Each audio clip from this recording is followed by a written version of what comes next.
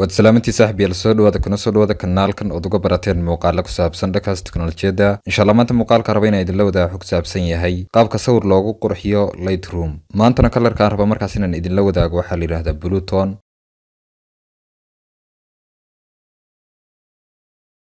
waxaa jira muuqaal hore oo aan ka sameeyay oo qaabka loo sameeyo markaas aan kaga hadlayay muuqaalkana markaas waxaan idin kula wadaagayaa marka kalarkaas oo diyaarsan oo aan ka rabin markaas inaad sameysid kaliya marka aad sawirkaaga saaranaysid marka dad u baahan qaabka loo isticmaalana muuqaal dhameystiran ayaa markaas kaga soo hadlay oo ku dhawaad bil yaala markaas YouTube-ka laakiin muuqaalkan kaliya waxaan kugu siinayaa kalarka oo diyaarsan oo kaliya markaas aad sawirkaaga inaad saaratid kaliya ay kaaga dhiman tahay marka ku soo dhawaada muuqaalka faahfaahsan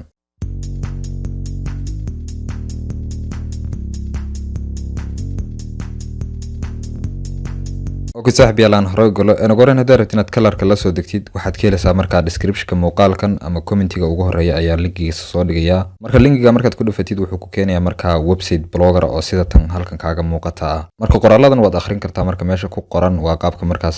loola soo degayo iyo markaas qaabka marka aad u isticmaalaysidba kaliya marka wuxuu kaaga baahan inaad ku dhufatid download button ama buttonkan downloading ay ku qoran tahay inaad ku dhufatid marka buttonka markaad ku dhufatid wuxuu ku weydiinayaa marka password-kana isla muuqaalkan gudihiisa ayaa marka kugu tusaya waxa jira muuqaal hore markaas aan kaga hadlay color kaas marka aan color diyaarsan idin ku siinay marka dadka qaar waxaan arkay markaas le biinka uma jeedno biinkana markaas kaar ahaan marka kuma soo gudbinayn kaliya muuqaalka gudihiisa ayaan markaas ku qorayay marka biinkana halkan falaadha dir saaray halkaas ayaa marka biinka ku soo qoraya marka halka isha ku hay colorka marka la soo degtid kaliya markaas waxaad soo furanaysaa marka Lightroom ugu horeyn intaadan Lightroom soo furin waxa laga baahan colorka tagtid kalarka marka la soo degtid ugu horeyn wuxuu ku soo galiyaa marka galeriga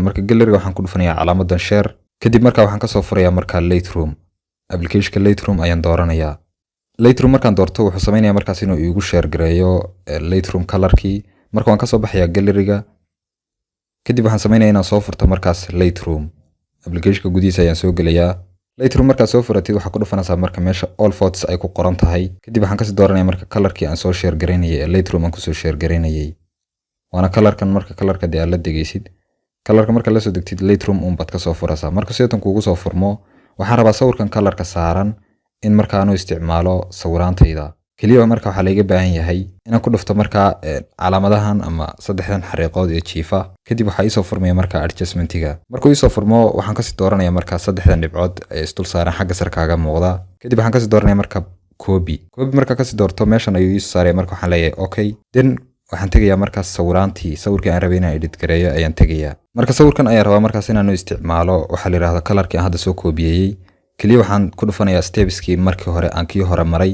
isla saddexan dhibcood jiifa ama saddex xariiqood jiifa ayaan markaas ku dul dhufan kadib qaybta adjustment-iga ay soo furmayso marka saddex dhibcood xagga sarkaaga muuqda ayaan hadana ku dhufan kadib waxaan leeyahay marka hadana basti meesha copy kii hore ka dhahay kan basti ayaan leeyahay oo ah marka kalarkii aan soo koobiyeystay halkan igu basti garee kadib wuxuu sameeyaa markaas inuu kalarkii gabi ahaanba igu basti gareeyo sawirkii marka aan doortay sawirka before-kiisa sidatan ayuu ahaa afterna sidan ayuu noqday marka kalarkan waa kalar diyaarsan markaas oo kaaga baahnayn wax waqtiya haddaad u baahan tahay qaabka loo sameeyana san hore kugu soo sheegay markaas muuqaal hore ayaa jira markaas aan ku sharaxay qaabka marka loo sameeyo kulli hadda halkan soo gaadhay waxaan filayaa markaas inaad password-kii heshay kaliya markaas ay ka dhiman tahay inaad website-ka booqatid kadib password-ka aad marka halka gashatid oo la soo degtid kalarka kulli maanta intaas aan jeclaysan markaas inaan idin la wadaago insha Allah inta isku soo noqon waxaad ka tagay assalamu alaykum warahmatullahi wabarakatuh